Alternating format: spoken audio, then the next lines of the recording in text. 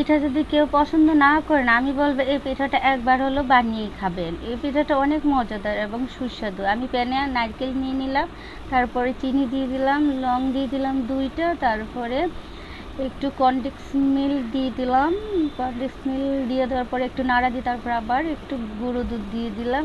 গুঁড়ো দুধ দেওয়ার পরে একটু ভালোভাবে ফুডটা তৈরি করে নিলাম। ফুডটা তৈরি করার পরে আরেকটা প্যানে দুধ বসিয়ে ব্যাটার তৈরি করার জন্য নিয়ে নিলাম। তারপরে ভালোভাবে কষিয়ে একটা ড্রো বানানোর জন্য তৈরি করলাম। ড্রোটা বানানোর হয়ে গেল, তারপর ড্রোটা ছোট ছোট করে রুটি বানানোর জন্য নিলাম।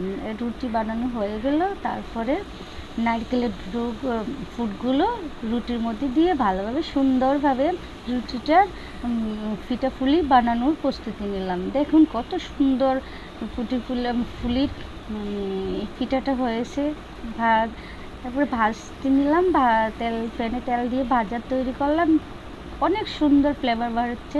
মানে দেখুন ইয়াটা কত সুন্দর হয়েছে, পিঠাগুলির ডিজাইনটা অনেক সুন্দর হয়েছে।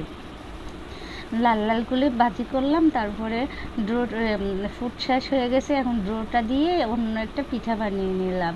কেমন হলো জানাবেন। পিঠাগুলা মজাদার। সবাই মিলে একসাথে খেতে বসলাম। সবাই একসাথে খাওয়ার পর তারপরে অনেক মজা হলো। বলবেন কেমন হয়েছে পিঠাগুলি। সবাই আল্লাহ হাফেজ।